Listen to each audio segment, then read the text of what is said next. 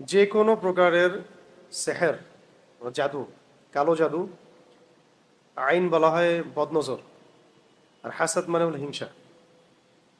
এই সেহের, আইন, হাসাদ থেকে বেঁচে থাকার জন্যে খুবই মাসনুন মুনাসিব কিছু আমল আমরা জানিয়ে দিচ্ছি। ইনশাআল্লাহ এগুলো দৈনন্দিন আমল করতে পারেন।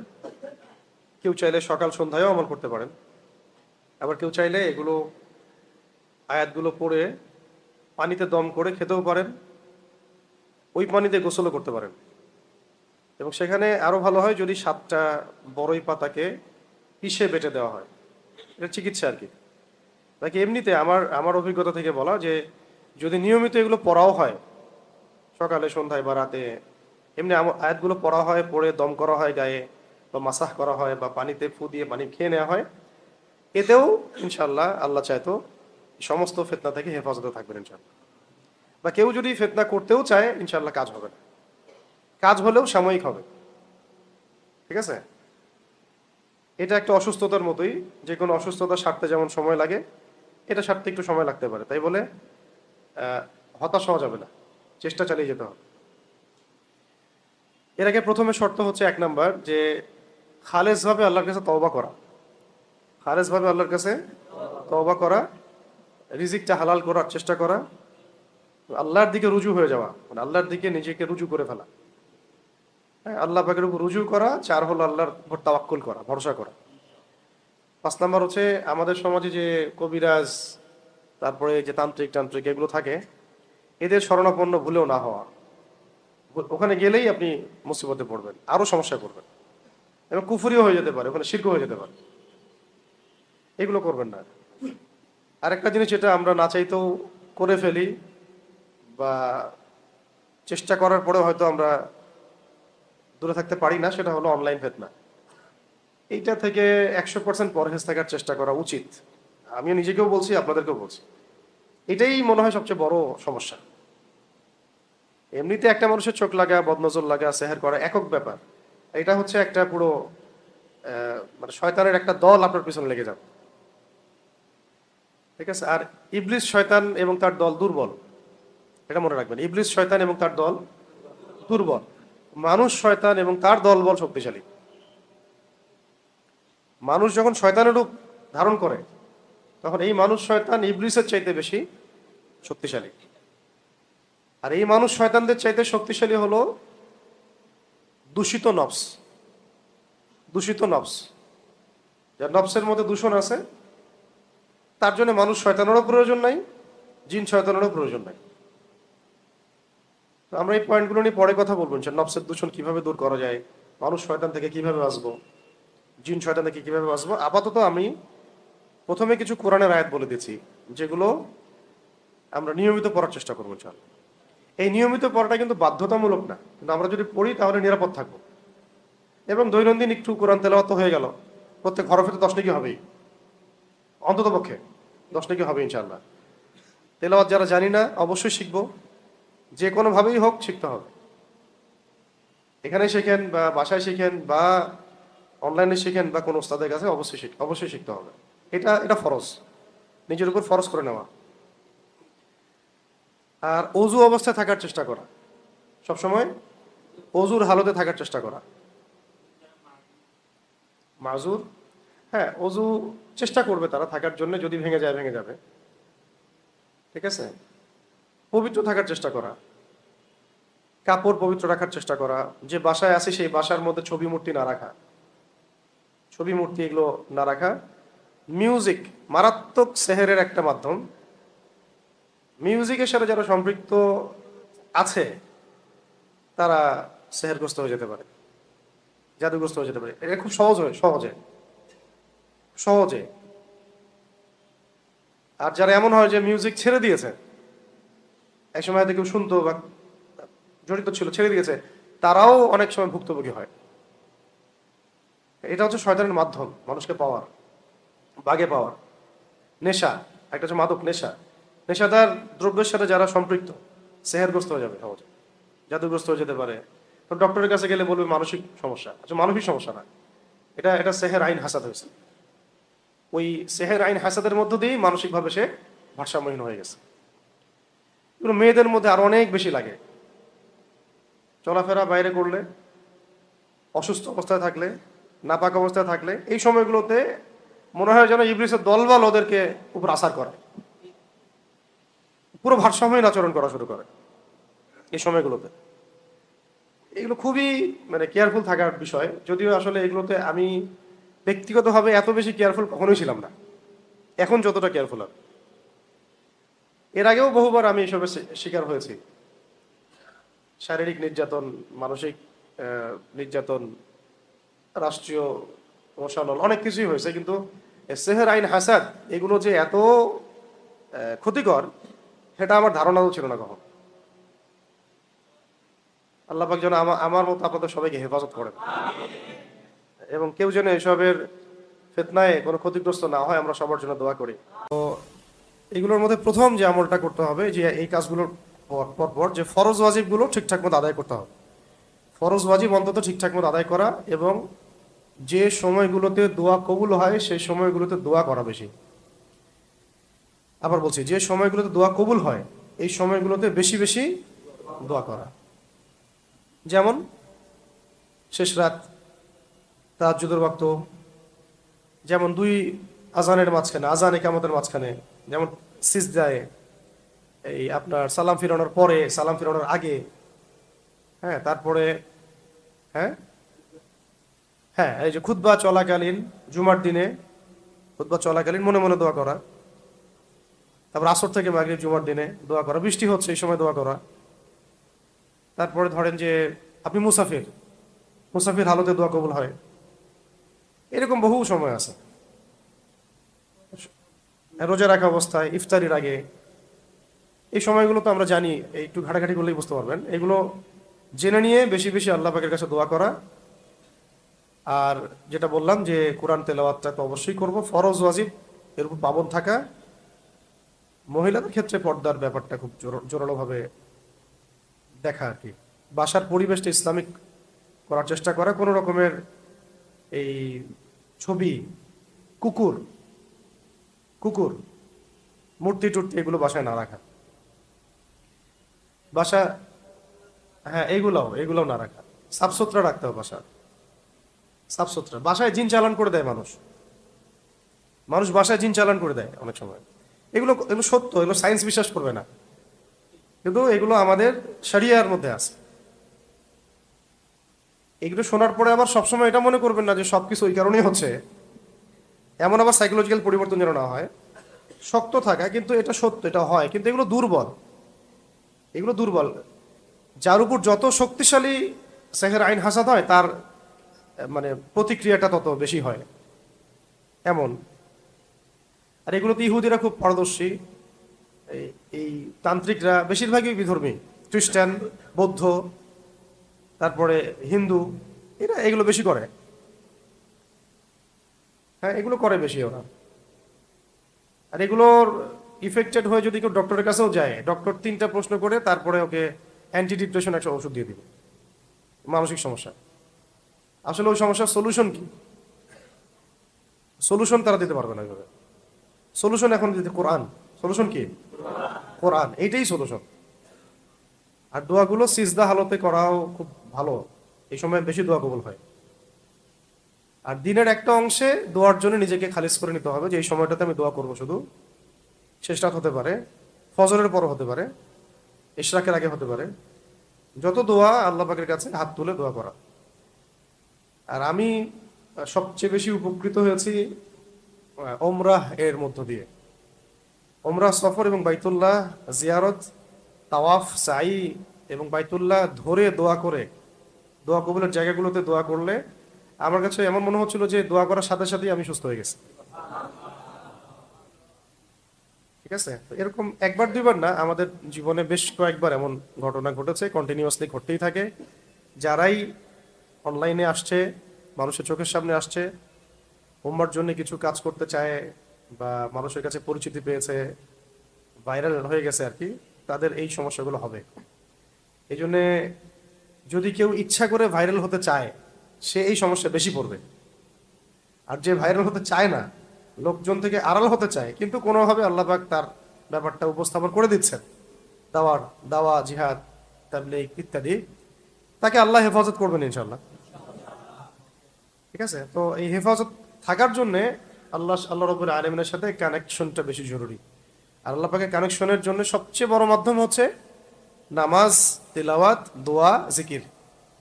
নামাজ, তিলাওয়াত, দোয়া এবং জিকির, ইস্তিগফার।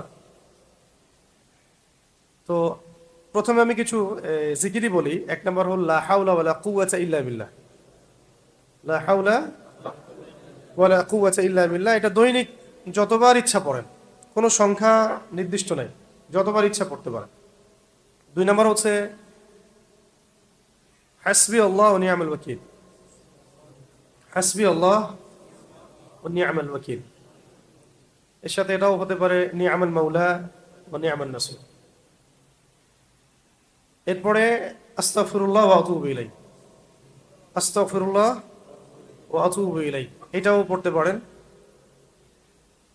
আরেকটা হচ্ছে লা ইলাহা ইল্লা আনতা সুবহানাকা ইন্নী কুনতু মিনাজ জালিমিন।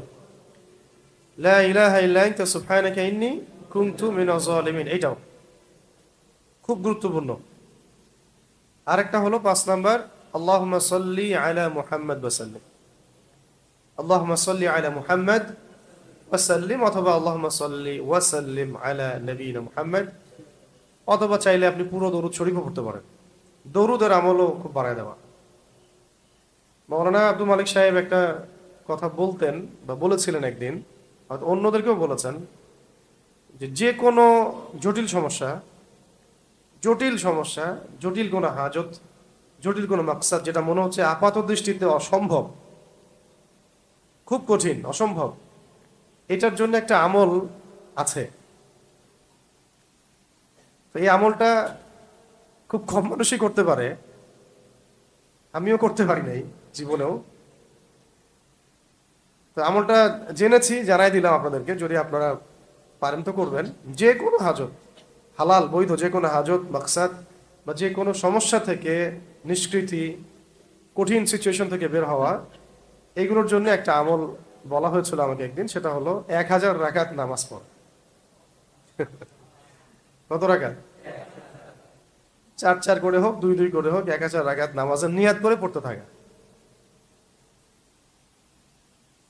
আমি বলছি 1000 রাকাত, 1000 রাকাত পড়তে হবে না। হয়তো কারো 50 রাকাতেই হাজত পূরণ হয়ে গেছে, কারো 100 রাকাতে হয়ে গেছে। আর যদি শয়তানি কোনো বিষয় হয়, শয়তান নিজেই বলবে বাবা নামাজ পড়িস না, তাও এটা নিয়ে নে। হ্যাঁ, কারণ শয়তান তো চাচ্ছে না যে সে আল্লাহর নৈকট্য পাক। এটা হচ্ছে ওই আয়াতের একটা ব্যাখ্যায় আসে, ওয়াস্তাঈনু বিস-সাবরি ওয়াস-সালাহ, তোমরা ধৈর্য এবং নামাজের মধ্য দিয়ে আল্লাহর সাহায্য চাও। 1000 না পারি, আমরা কিছু তো নিয়াত করতে পারি, 100 রাকাত পড়বো। হ্যাঁ, গ্যাপ দিয়ে দিয়ে হতে পারে। আমার সময় এমন হয় যে ঠিক আছে আমরা 50 জন মিলে 1000 রাকাত পড়ি, আসেন, এমনও হয় অনেক সময়, হতে পারে। তো এই আমলগুলো আছে, আরো আরো বেশ কিছু আমল আছে। জি, বসেন বসেন বসেন।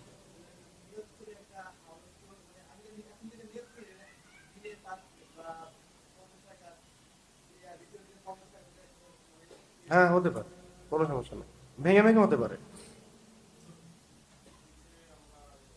শেষ করি আমি, পরে ভুলে যাবো না, বলে দেই এগুলো বলে দেই। এগুলোর তো জিকিরগুলো বললাম। এখন লিখেন যে আমাদের কোরআনের আয়াত এবং সূরাগুলা কোনগুলা। 1 নাম্বার হচ্ছে সূরা ফাতিহা। 1 নাম্বার, এটা একবার পড়তে পারেন, 3 বার পড়তে পারেন, 7 বার পড়তে পারেন, যতবার ইচ্ছা। সূরা ফাতিহা খুবই উত্তম একটা শিফা, আরোগ্য।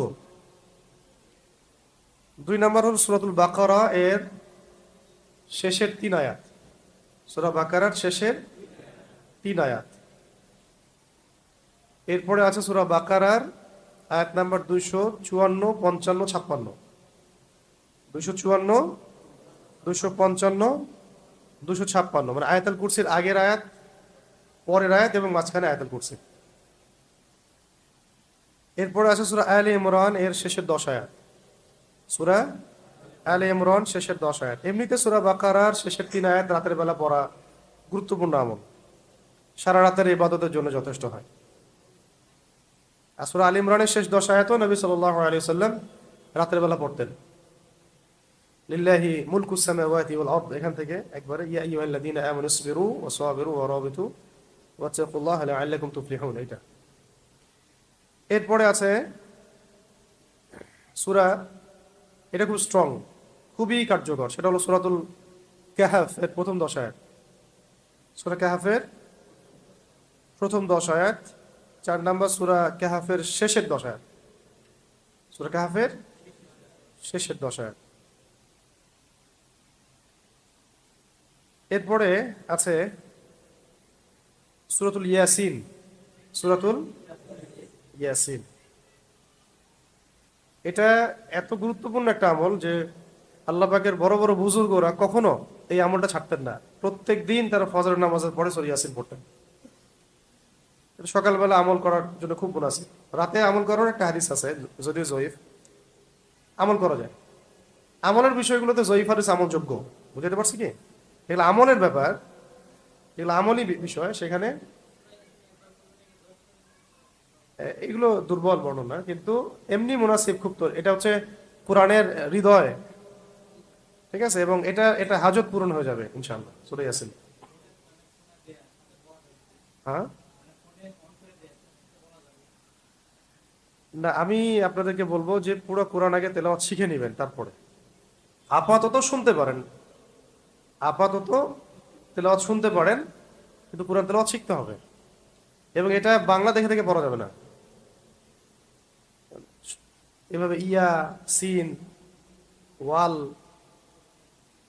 কোরআন কিভাবে পড়বেন বাংলা দিয়ে? কোরআন বলে ফেলবেন, উচ্চারণ তো হইল না। আলিফ লাম মিম, এটাকে কিভাবে বাংলা দিয়ে লিখবেন যে যালিকাল কিতাবু লা রাইবা ফিহি, এটা তো হইল না উচ্চারণ। হবে উচ্চারণ? আরবি আরবি শিখতে হবে। আরবি শেখাটাকে, মানে আরবি শেখা কয়েকটা স্টেজ আছে। একটা তো আপনি আরবি সাহিত্যে পারদর্শী হয়ে যাচ্ছেন, আরবি ভাষায় পারদর্শী হয়ে যাচ্ছেন। একটা হলো কোরআনের ব্যাকরণ শিখছেন, কোরআনের তিলাওয়াত শিখছেন। অন্তত কোরআনের এই তিলাওয়াত শেখা এবং কোরআনের কিছু ব্যাকরণ শেখাটা নিজের উপর ফরজ করে নেন, নিজের উপর ফরজ করে নিতে হবে। এটা এটা শিখতেই হবে, যে এভাবে হোক শিখতে হবে। তো এই যে বাংলাদেশে আমরা অনেক বড় বড় শব্দের দাওয়াত দিয়েছি এই পর্যন্ত, খেলাফা, শরিয়া, ইমারা, ইসলামী আইন শাসন, এটা ওইটা। তো সত্যি কথা বলতে এখন এই 10 বছর পরে এসে আমি বুঝতে পারতেছি যে এগুলো অনেক দূরের কথা, এগুলো অনেক দূরের পথ বাংলাদেশের জন্য। ইল্লা মাশাআল্লাহ, আল্লাহ চাইলে হইতে পারে। বাংলাদেশের জন্য এটা অনেক দূর কি বাত মনে হচ্ছে। এখনো আমাদের তেলাওয়াতই সহি হচ্ছে না বহু মানুষের, কোটি কোটি মানুষের। নামাজই হচ্ছে না কোটি কোটি মানুষের, পড়তেইছে না। যাকাত নাই সমাজে, হ্যাঁ, আদব নাই। আদব যেটা থাকে ইসলামে, একটা আদব আখলাক। আমি তো দেখলাম যে সমাজে, যে সমাজে ম্যাক্সিমাম মানুষ তালাকেরই মাসালা জানে না, ওই সময় আমি খিলাফা কায়েম করতে যাচ্ছি। কি মুসিবত!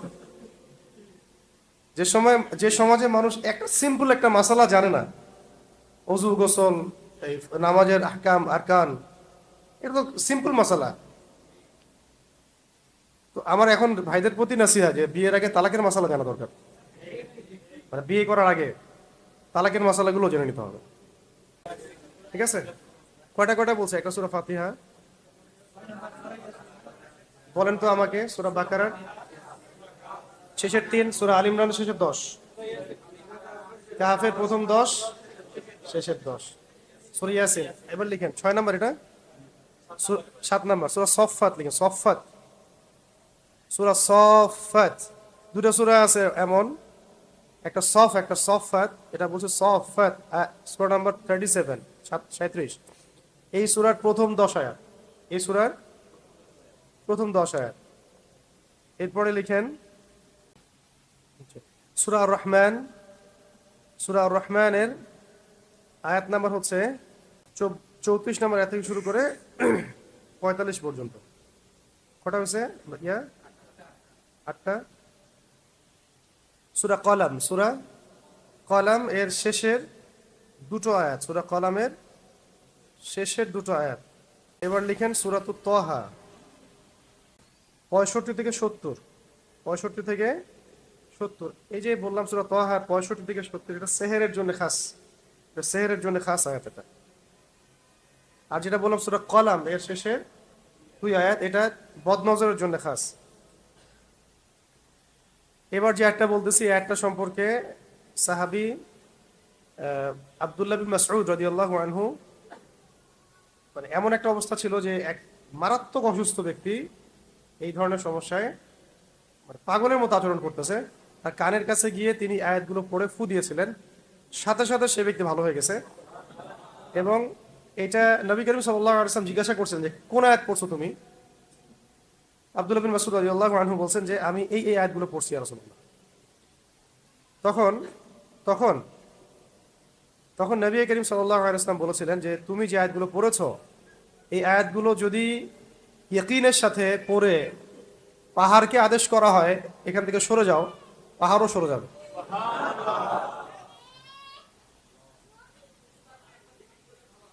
হ্যাঁ, হ্যাঁ, বলছিলাম যে এক এক ব্যক্তি যিনি অসুস্থ ছিলেন, তাকে আব্দুল্লাহ বিন মাসউদ রাদিয়াল্লাহু আনহু চিকিৎসা করছিলেন এবং এই আয়াতগুলো পড়ে তিনি ফু দিয়েছিলেন, সে সুস্থ হয়ে যায়।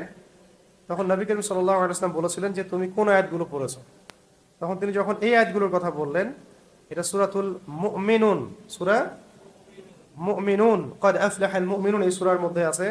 শেষের দিকে 112 নম্বর আয়াত থেকে নিয়ে 118 নম্বর আয়াত পর্যন্ত, 112 থেকে নিয়ে 118 নম্বর আয়াত পর্যন্ত।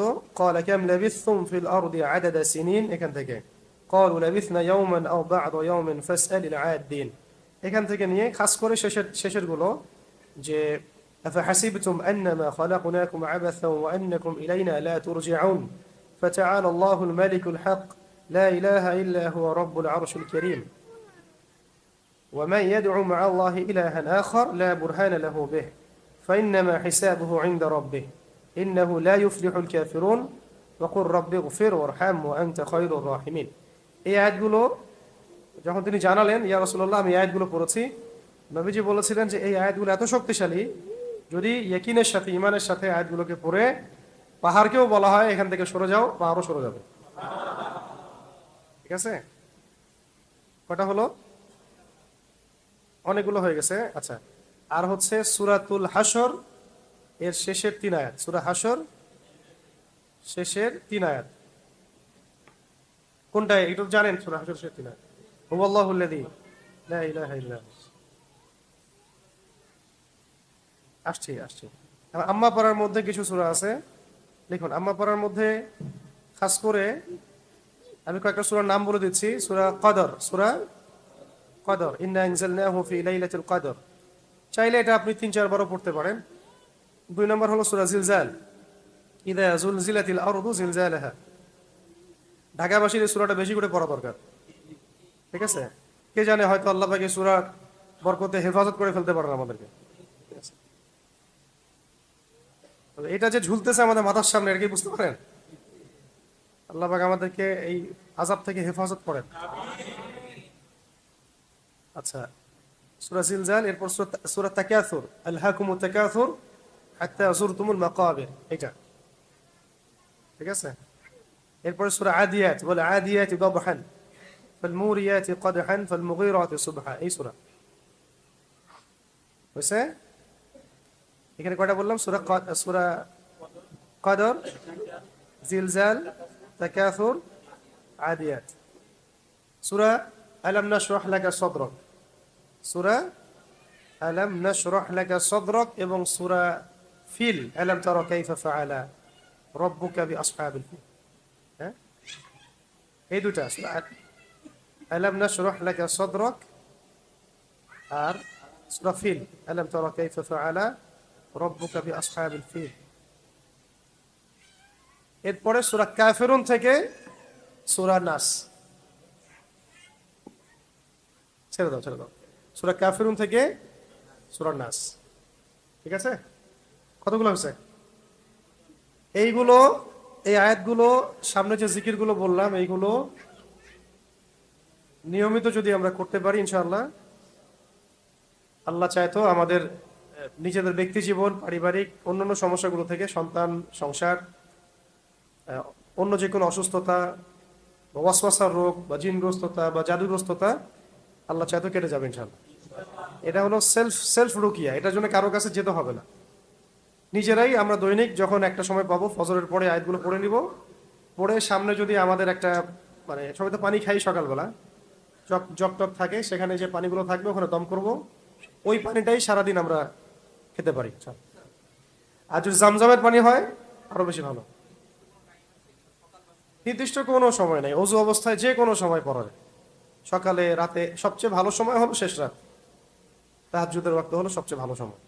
আর আমার কাছে মনে হয় ফজরের পরের সময়টাও অনেক ভালো সময়। ঠিক আছে, এই দুটো, এই কাজগুলো করি ইনশাআল্লাহ। ওসমান দুষ্টামি করেন। আচ্ছা,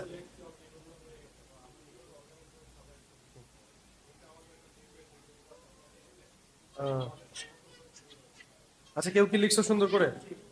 তাহলে সুন্দর করে লিখে গ্রুপে দাও, গ্রুপে দেবেন, টাইপ করে দেবেন স্যার। এছাড়া আরো কিছু আয়াত আছে, সেগুলো ইনশাল্লাহ অন্য আরেকদিন দিব।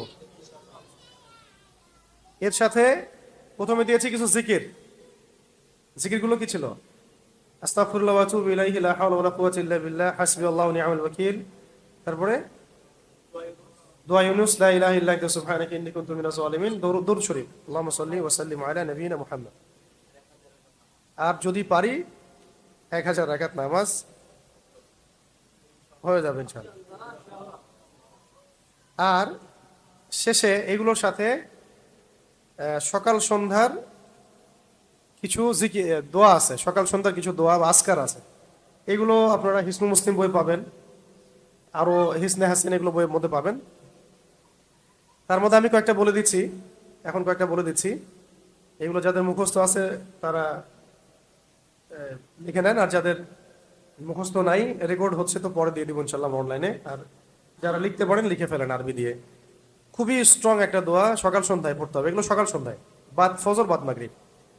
একটা হলো আউযু বিল্লাহি মিনাশ শাইতানির রাজিম 10 বার, সকালে 10 বার, সন্ধ্যায় 10 বার। আউযু বিল্লাহি মিনাশ শাইতানির রাজিম, শুধু এইটাই, এতটুকু সহজ না? তারপরে হলো আপনার আউযু বিকালিমাতিল্লাহি তাম্মাতি মিন শাররি মা খালাক। আউযু বিকালিমাতিল্লাহি তাম্মাতি মিন শাররি মা খালাক। এটা 3 বার 3 বার, বা যখন যখন তখন পড়া যায়, এটা যখন তখনও পড়া যায়। আউযু বিকালিমাতিল্লাহি তাম্মাতি মিন শাররি মা খালাক। এরপরে হলো একটা দোয়া, অনেক বড়, আমি একদিন একটা জায়গায় বলে দিছিলাম, এটা মুখস্থ রাখতে পারবেন কিনা? আউযু বিকালিমাতিল্লাহি তাম্মাতি আল্লাতী লা ইউজাবিজুহুন্না বাররুন ওয়ালা ফাজির। এটা বড় দোয়া আছে। মিন শাররি মা ইয়ানজিলু মিনাস সামাই ওয়া মা ইয়া'রুজু ফিহা ওয়া মিন শাররি মা যারাআ ফিল আরদি ওয়া মা ইয়াখরুজু মিনহা ওয়া মিন শাররি ফিতানিল লাইলি ওয়ান নাহার ওয়া মিন শাররি তাওয়ারিকিল লাইল ইল্লা তাওয়ারিকা ইয়াতরুকু বিখাইরিন ইয়া রাহমান। বেশি বড় এটা, তবে এটাও হিসনুল মুসলিম সহ অন্যান্য জায়গায় আছে। ঠিক আছে, এটাও পড়তে পারেন। এই দোয়াটা একটা বড় ফজিলত আছে। একবার ইবলিস তার পুরো বাহিনী, ব্যাটালিয়ন নিয়ে আমাদের নবী সাল্লাল্লাহু আলাইহি ওয়াসাল্লামকে আক্রমণ করতে চাইছিল আর কি। তখন জিবরাইল আলাইহিস সালাম এসে আমাদের নবীজিকে বলেছিলেন যে আপনি এই দোয়াটা পড়েন। এই দোয়াটা পড়ার ফলশ্রুতিতে ইবলিস আর তার পুরো ব্যাটালিয়ন নবী সাল্লাল্লাহু আলাইহি ওয়াসাল্লামের কোনো ক্ষতি করতে পারে নাই। এছাড়া 4 নম্বর হলো বিসমিল্লাহিল্লাযী লা ইয়াদুররু মা ইসমিহি শাইউন ফিল আরদি ওয়ালা ফিস সামা ওয়া হুয়াস সামিউল আলিম। এই হলো 4টা।